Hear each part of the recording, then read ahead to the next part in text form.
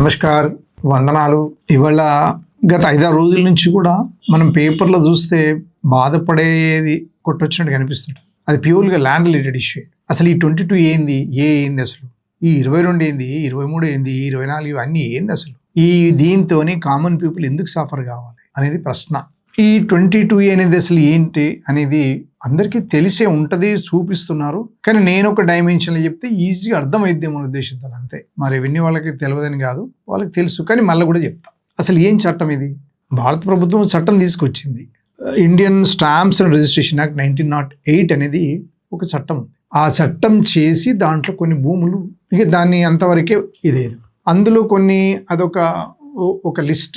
అది ఏం చెప్తుందంటే ఆ చట్ట ప్రకారం నోటిఫై కాబడిన భూములు రిజిస్ట్రేషన్ కావద్దు అనేది చట్టం. అయితే ఇక్కడ ఏమైందంటే ప్రభుత్వ భూములు ఏవైనా కూడా 1908 స్టాంప్స్ అండ్ రిజిస్ట్రేషన్ యాక్ట్లో కవర్ అయినటువంటి భూములు ఏవి కూడా ప్రభుత్వ భూములు, ప్రభుత్వానికి నష్టం జరగకుండా ప్రభుత్వమే కాపాడుకోవడానికి చేయబడ్డ చట్టం.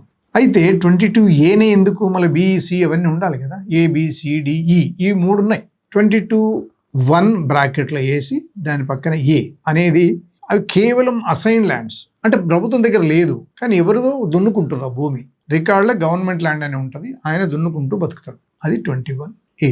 ఇంకా B వచ్చేసి దాంట్లో ప్రభుత్వ భూమి ఉంటుంది, గ్రేజింగ్ ల్యాండ్స్ అని, తర్వాత పుట్టినే నీళ్లు ప్రవహిస్తూ ఉంటాయి. ఇదంతా గవర్నమెంట్ ల్యాండ్, కానీ ఎవరికి అలాట్మెంట్ ఉండదు. అది అట్లా పడా ఉంటుంది. అది ఉన్నది కదా అని చెప్పి ఏమేమో చేస్తారు. పిల్లలు ఆడుకుంటారు, పశువుల మంద తీసుకొచ్చి పండబెడతారడ, ఊరికి సంబంధించిన పెంటలను నేస్తారడ. ఇవంతా గవర్నమెంట్ ల్యాండ్. దానికి ఆనుకొని కొంత అటవీ భూములు ఉంటాయి. ఇవన్నీ కూడా 22(1)Bలో ఉంటాయి. A అయిపోయింది, B అయిపోయింది. సేమ్ అలాగనే 22C. 22Cలో ఏమున్నాయంటే, ఇప్పుడు మనకు దేవాలయ భూములు ఉన్నాయి. దేవరయాంజాల్లో దాదాపు 880 ఎకరాల భూమి దేవాలయ భూమి. అది ఎవరు తీసుకోవటానికి లేదు. వాళ్ళు బలవంతులు, వాళ్ళ పెద్ద కులం కాబట్టి వాళ్ళు ఎవ్వరి మాట వింటలేరు, దున్నుకుంటారు. దాంట్లో రిజిస్ట్రేషన్ జరగద్దు, ఏమీ జరగదు. తర్వాత వక్ఫ్ భూములు.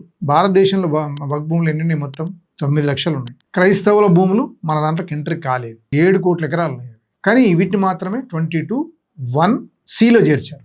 ఇక D వచ్చేసి ఊర్లలో వెనకటికి పెద్ద పెద్ద భూస్వాములు, జమీందారులు, జాగీర్దారులు, కరణాలు, వీళ్ళ దగ్గర అవసరాన్ని మించి భూములు, సీలింగ్ చట్టం రాకముందు ఉన్నటువంటి భూములు కొన్ని 100,000 ఎకరాల నుంచి వాళ్ళకు లిమిట్ చేసి, మీకు 54 ఎకరాలు, మీ కొడుకు 54, ఇట్లా కుటుంబానికి ఒక ఫ్యామిలీ హోల్డింగ్కి 54 పెట్టి మిగతా అంతా గవర్నమెంట్కి సరెండర్ చేసింది. అయితే ఈ భూములకి వెళ్ళి క్లెయిమ్ చేస్తున్నా కూడా కొన్ని ఉన్నాయి, అవి ప్రభుత్వం దగ్గర ఉన్నాయి.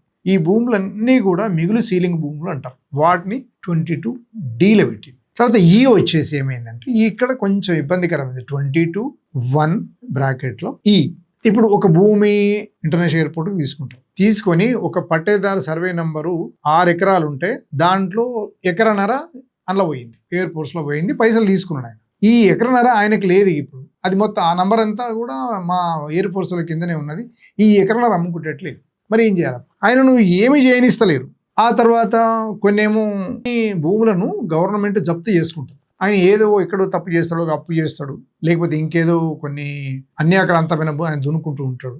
తర్వాత ఆ భూమి వదిలిపెట్టి దాన్ని ఎవరు బిలా దాఖలా నంబర్ అంటారు. కొంతమంది ఏమో దాని భూమిని ఎవరికి చెందని భూములు ఉంటాయి, అవన్నీ కూడా గవర్నమెంట్ తన దగ్గర దాచుకుంటుంది, ఆ జప్తులో ఉన్న భూములు. తర్వాత కొన్ని కేసులు, కొన్ని సంవత్సరాల తరబడి ఉంటాయి కేసులు. ఇవన్నీ కూడా 22(1)A, 22(1)B, 22(1)C, 22(1)D, 22(1)E ఇవన్నీ కూడా ప్రొహిబిటరీ ఆర్డర్ బుక్ అంట. POB, నిషేధిత భూముల జాబితానండి, చిట్టానండి, పుస్తకం. 2025 నాటికి ఎంత ఉందంటే 91,15,723. పాత లిస్టు, కొత్త లిస్టు, ఓల్డ్ లిస్ట్ అయితే 95 lakhs ఉంది, 85,000 ఉంది. ఇక లాట్ అన్ని కలుపుకుంటే 1,30,00,000 ఎకరాల అంత నిషేధ జాబితాలో ఉండి కూర్చున్నది. వాళ్ళు తెలంగాణ భూమి ఎంత 2,50,00,000. అందులో 1,30 ఇందులోనే ఉంది. అంటే సగం భూమి సర్కార్ దగ్గర ఉంది లెక్క ప్రకారంగా. అయితే ఇవన్నీ ఉండంగా కూడా ఆ ఒరిజినల్ సర్వే నెంబర్కి ఒక బై నంబరు, దానికి ఒక తోక నంబరు, తోకకి ఇంకొక తోక. మీరు ఎవరన్నా వ్యవసాయం చేసుకునే వ్యక్తుల దగ్గర పాస్బుక్ ఉంటే, మీకు పరిచయం ఉన్న వాళ్ళకు అందులో భూభారతి సైట్ ఓపెన్ చేస్తే ఏదన్నా ఊరికి చూడండి మీరు, సర్వే నంబర్ 60/1/1/1/1/1 ఇట్లా ఇంత పొడువుగా తీసి ఇట్లా పోయి ఇట్లా వస్తుంది. అన్ని సబ్ డివిజన్స్ ఉంటాయి. అట్లా వేసి కొన్ని రిజిస్ట్రేషన్ చేసేసారు. ఆ నంబర్లను కూడా ఒరిజినల్ నెంబర్ వేసారు, తర్వాత వచ్చినవి కూడా ఇది చేశారు. మీకు ఒక ఇంట్రెస్టింగ్ డివిజన్ చెప్తే ఇప్పుడు మీకు ఇవి అన్ని కిరికిరీలు ఉన్నాయి. మరి ఏం చేద్దాం? కోర్టుకు పోయి డైరెక్షన్ తెచ్చుకుందాం. ఒక ఆర్డర్ ఏమో కొన్ని కండిషన్స్ తోని ఆర్డర్ వచ్చింది, ప్లాట్లు అయినాయి, అమ్ముకున్నారు. తర్వాత పిఓబి అనేది ఓ కన్ఫ్యూజన్ లో ఉంది కాబట్టి పర్మిషన్ ఇచ్చారు, కట్టుకోమన్నారు. కోర్టు పర్మిషన్ తో కూడా కట్టుకోమని పర్మిషన్ ఇచ్చిండ్రు. తర్వాత ఫైనల్ సబ్జెక్ట్ ఫైనల్ ఆర్డర్ అనే కండిషన్ ఉంటుంది, ఇవన్నిటి కూడా పర్మిషన్ ఇచ్చిండ్రు. ఇవన్నీ ఇప్పుడు 25 లో మళ్ళా 22 వచ్చినాయి. ఇప్పుడు ఇవన్నీ కూడా నేను కరెక్టే అంటలేను, ఈవెన్ సగం డూప్లికేటే ఉన్నాయి. కోర్టు ఆర్డర్ ఇచ్చినట్టుగా డూప్లికేట్ ఉన్నాయి. తర్వాత సబ్జెక్టు ఇవన్నీ కూడా కొన్ని రకరకాల ఆర్డర్స్ అవి కూడా కొన్ని డూప్లికేట్ ఉన్నాయి.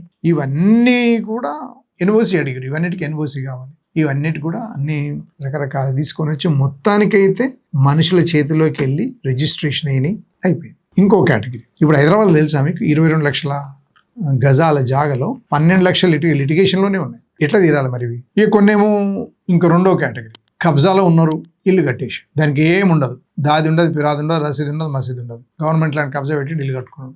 ఇల్లు కట్టుకున్నాక రెగ్యులరేషన్ కొన్నిటికి పెండింగ్ ఉన్నది, ఆ ఓపెన్ ప్లాట్ రెగ్యులేషన్ పెండింగ్ ఉన్నది, దాంట్లో కట్టేసిండు. కొంత కట్టిండు, కొంత ఖాళీ ఉన్నది, కట్టిన దాన్ని వదిలిపెట్టి దానికి కూడా దరఖాస్తులు కూడా కొన్ని పెండింగ్లో ఉన్నాయి. తర్వాత ఇంకోటి ఏంది, ఓపెన్ ల్యాండ్ గవర్నమెంట్ కబ్జాలో ఉన్నది, దాని దగ్గర ఎవరు ఈయన వెళ్తే ఇల్లు కట్టేస్తాడు. తర్వాత కొన్ని ప్లాట్స్ రెగ్యులర్ అయినాయి, కొన్ని కాలేదు. ల్యాండ్ ఎక్విజిషన్ పోగా కొంత మిగిలిన భూమి అందులో ఇల్లు కట్టుకున్నారు. తర్వాత కొన్ని లేఅవుట్లు అయితే అట్లా పడి ఉన్నాయి, పర్మిషన్ లేదు, రెగ్యులరైజ్ చేసారు, అందులో కట్టారు. కొన్ని వర్క్ ల్యాండ్స్, కొన్ని టెంపుల్ ల్యాండ్స్, కొన్ని కోర్టు పెండింగ్, ఇవన్నీ ఉన్నాయి. ఇవన్నిటికి కూడా ఎన్ఓసి తెచ్చుకున్నారు. ఎన్ఓసి ఉన్నాయి, వాళ్ళు ఎవరు ఇచ్చారనేది అర్థం కాదు, మొత్తానికి అయితే ఎన్ఓసి ఉన్నాయి. అంటే అన్నిటికి కాదు, కొన్ని డూప్లికేట్ తెచ్చుకొని కట్టుకున్నారు, కొంతమంది రకరకాలు తీసుకొని వచ్చి ఇల్లు కట్టుకున్నారు. ఇల్లు కట్టుకుంటే అయిపోయాను, ఉండాలి అలా కదా, హైదరాబాద్ ఊరు నుంచి వస్తాము, ఇల్లు కట్టుకొని ఉండాలి అంతే. ఇల్లు కట్టుకోవడం ఆయన చేసిన పాపం పని. మరి ఇప్పుడు ఇవన్నీ అయినాయి, దన్నుమని ఇందులో ఉన్న వాళ్ళు బిడ్డ కట్నంగా ఇద్దామన్నా, లేకపోతే గిరివి పెట్టి ఇంత లోన్ తీసుకుందామన్నా, లేకపోతే ఇంకెవరికన్నా పిల్ల చదువు చెప్పించుకోవాలన్నా, ఏదైనా బీమా వస్తే కడదామన్నా, ఏవి కూడా పైసంతా కూడా ట్రాన్సాక్షన్ అయితలేవు, ఏ రకమైన లావాదేవీలు జరుగుతలేవు. ఇప్పుడు ఏం చేయాలి మరి? ఏమంటున్నారంటే మీరు ఎన్ఓసి తెచ్చుకోండి.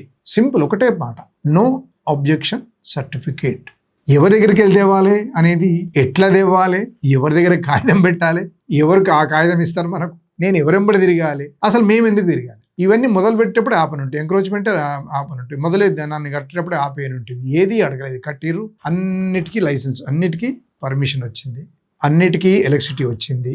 ఆల్ సివిక్ ఎమ్యూనిటీస్ అంటే కరెంటు, నీళ్లు, తర్వాత డ్రైనేజ్ సిస్టమ్, ఇవి సివిక్ ఎమ్యూనిటీస్ మున్సిపాలిటీ ఇస్తుంది. ఇవన్నీ మున్సిపాలిటీ ఇచ్చేసింది. ట్యాక్స్ కట్టుకుంటున్నారు, అంత అయిపోయింది. ఇప్పుడు అంత అయ్యింది. పోనీ ఇదంటే ఓపెన్ ప్లాట్ అన్నా, నేను తర్వాత ఖాళీ ప్లాట్లో ఉన్న కట్టుకున్న ఇల్లు పిఓబిలో ఉన్నదన్నా, మరి ఇవన్నీ కాకుండా పెద్ద పెద్ద హై రేజ్ పోయిన తర్వాత ఒక చిన్న ఫ్లాట్ కొనుక్కొని అందులో ఉంటున్న వ్యక్తి ఏదో చేద్దామనంటే, ఆ ఫ్లాట్ ఉన్న వ్యక్తికి కూడా మాకు ఎన్ఓసి కావాలి, మేము చేయమని అంటారు. వాడు ఏం చేయాలి? ఆ బంగారం మీకు దింకి సావాలన్నా ఏం చేయాలి? అంటే ఎంత పరేషాన్లు ఉన్నారంటే, అసలు ఏంది ఇది, ఉన్నట్టుండి దన్నుమని మా మీద బాంబు వేస్తే ఇది అసలు ప్రజాస్వామ్యమా, ఆటవిక రాజ్యమా, అసలు ఏంది? అన్నీ అయిపోయినాయండి, అన్నీ అయిపోయినాయి. పర్మిషన్ వచ్చింది, మున్సిపల్ వాళ్ళు ఓకే అన్నారు, బ్యాంక్ లోన్ ఇచ్చింది, అప్పు తీర్పుకున్నా, నా పేరు మీద ప్లాట్ చేసుకున్నా, ఇప్పుడు నేను అమ్ముకోవాలి. ఇప్పుడు మీరు పిఓబి అంటున్నారు. అంటే 22A ఉన్నది, అది తొలగించుకొని రండి మీరు ట్రాన్సాక్షన్. మా చిన్ననాడు స్నేహితుడు ఒక ఆయన కట్టుకున్నాడు, ఒక ప్లాట్ కొనుక్కున్నాడు, 221 గజం, HCL ఎంప్లాయీ, ఏమీ రాదు పెన్షన్ వాళ్ళకు. భారతదేశంలో పబ్లిక్ సెక్టార్లో ఉన్న 80 లక్షల మందికి ఇప్పుడున్న సెంట్రల్ గవర్నమెంట్ పిఎం మీకు అందరికీ ఇన్ని వేలు పెన్షన్ ఇస్తానని వాళ్ళ నోట్లో మట్టు కొట్టిండి. ఇప్పుడు వాళ్ళకు 2600 పెన్షన్ వస్తుందంట. పూటకు లేని పరిస్థితిలో ఉన్నారు వాళ్ళంతా. ఇప్పుడు ఆయన ఇల్లు ఉన్నది, 2 కూతుర్లు పెళ్లిళ్ళు చేసిండు, ఇల్లు అమ్ముకుంటే 2వ కూతురు పెళ్లి చేయగలడు. అవన్నీ తయారు చేసుకుని సబ్ రిజిస్ట్రార్ పోతే నువ్వు ఎన్ఓసి తీసుకుని రా అని అంటున్నారు. ఉద్యోగం చేసేటప్పుడు చిట్టీలు బొట్టీలు వేసి కట్టుకున్నాడు. ఇవాళ ఆ పరిస్థితి. ఇట్లా మరి ఏం చేయాలి వీళ్ళంతా? భూమి అంటే రెవెన్యూ బాధ్యులు, రిజిస్ట్రేషన్ అంటే SRO డిస్ట్రిక్ట్ రిజిస్ట్రార్, వీళ్ళు బాధ్యులు. పోనీ మున్సిపల్ కమిషనర్ బాధ్యుడు, పెద్ద పెద్ద లేఅవుట్లు అప్రూవ్ చేసిన HMDA బాధ్యుడు. మరి వీళ్ళందరికీ ఇచ్చిన బ్యాంకు, ఆ లోన్స్ ఇచ్చిన బ్యాంక్ కూడా బాధ్యుడే. మరి వీళ్ళందరూ ఇక్కడ పోయినరు, కేవలం ఉన్నవాడిని పట్టుకొని, ఉన్న ఇంటి ఓనర్ అమ్మని పట్టుకొని, లేకపోతే ఇంటి ఓనర్ అమ్మమ్మ నాయనమ్మలు మీరు 22A ఇన్వోస్ ఇదేమంటే వాళ్ళకి ఏం తెలుసు, ఏం ప్రపంచం ఇది? ఆఫీస్లో పోతే వాళ్ళకి మర్యాద ఇస్తారా? ఇవన్నీ ఉన్నాయి. అయితే ఇవన్నీ పత్రికల వాళ్ళు, ఇందులో రాజకీయాలు ఏం లేవు, ఉన్నట్టుగా బయట పెడుతున్నారు వాళ్ళు. ఆ పేపర్లో రాగానే కన్సర్న్ మినిస్టర్ వస్తున్నాడు, లే అట్లా జరగడానికి వీలు లేదు, 22Aలో తప్పులు జరిగితే ఒప్పుకునేది లేదు, అధికారులు అంతా అప్రమత్తం అవ్వాలి, 22Aలో జరిగిన అన్ని సరిదిద్దాలి, 45 రోజులు సమస్య పరిష్కరించాలి, లేకపోతే సరైన యాక్షన్ తీసుకుంటారు అనే పని అయిపోయింది. ఎవరు పోవాలి, ఎవరు దేవాలి, ఏం చేయాలి అనేది ప్రశ్న. అయితే మనము ఎత్తిన ప్రశ్న తిరిగి లేవనెత్తకుండా మనం ఏమన్నా చెప్పగలమా అంటే, నేను చెప్పేది నా అభిప్రాయమే, బహుశా కరెక్ట్ కాకపోవచ్చు. నేనేమంటున్నా, ఒక 10 ఏండ్లైనా సమస్యలు ఇంకా తాత, తండ్రి, మనవడు, ఇంకా ముని మనవడు, వాటికి అన్ని శాఖలు ఉపశాఖలుగా పెరుగుతూనే ఉంటాయి సమస్యలు. అందుకనే గవర్నమెంట్ సీరియస్గా ఉండాలి. ఈ ఐఏఎస్లు, జిహెచ్ఎంసీలు, రెవెన్యూ అధికారులు వీళ్ళని ఏమి చేయరు. ఫర్మ్గా ఉండి ఏంటంటే ఒక 10 ఏళ్ళ 20 ఏళ్ళ ఫిక్స్ చేసి, 10 ఏళ్ల కిందగా ఇల్లు కట్టుకున్న వాళ్ళను 20 ఏళ్ళు లేదా 15 ఏదో ఒకటి సంవత్సరం ఫిక్స్ చేసి ఆల్రెడీ ఇల్లు కట్టుకొని అన్ని రకాల లావాదేవీలు చేసిన వాళ్ళను మినహాయించాలి. తర్వాత కట్టుకున్న ఇళ్ళ జోలికి అసలు వెళ్ళకూడదు. రిజిస్ట్రేషన్ అయిపోయి ప్లాట్ తన కబ్జాలో ఉండి దానికి సంబంధించిన లోన్లు, లావాదేవీలు, రెగ్యులరైజేషన్, అన్ని రకాల అనుమతులు ఉన్నట్టు వాడిని కూడా వదిలేయాల్సిందే. ఇవన్నీ పెట్టుకొని ఒక టీమ్ ఆఫ్ పీపుల్ను తయారు చేసి ఏంటంటే ప్రాపర్టీ క్లియరెన్స్ మెకానిజం ఒకటి పెట్టాలి. ఆ మెకానిజంలో సఫిషియంట్ స్టాఫ్ ఇవ్వాలి. ప్రతి అప్లికేషన్ స్క్రూటినీ చేసి ఒక టైం లాగా పెట్టాలి. 15 ఏళ్ళ, 20 ఏళ్ళ, 25 ఏళ్ళ వీళ్ళందరికీ కూడా వీళ్ళని ముట్టుకోవద్దు.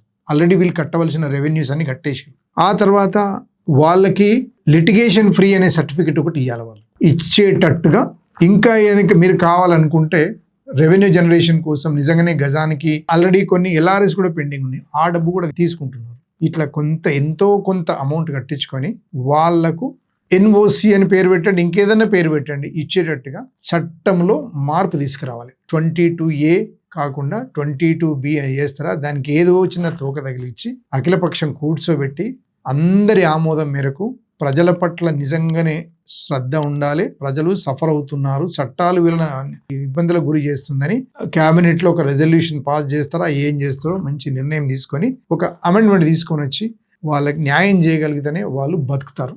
లేకపోతే కొద్దిగా ఇందులో కొంతమంది అయినా ఆ టెన్షన్ తట్టుకోలేక చనిపోతారు. గవర్నమెంట్ ఎప్పుడు సంధిస్తుందంటే కొంతమంది చచ్చే వరకు చూస్తుంది, అప్పుడు ఏదో ఆలోచిస్తుంది, చచ్చిపోతారు వీళ్ళు అని అప్పుడు ఆలోచిస్తుంది. అది కరెక్ట్ కాదు. ప్రతి వాళ్ళు సఫర్ అవుతున్నారు. 22A ఆయన ప్రమేయం లేకుండా జరిగిన తప్పుకు ఆయనే బలి కావాలి. ప్రభుత్వం తీసుకునే నిర్ణయాలకు కూడా వాళ్ళకే బలి కావడానికి వీల్లేదు.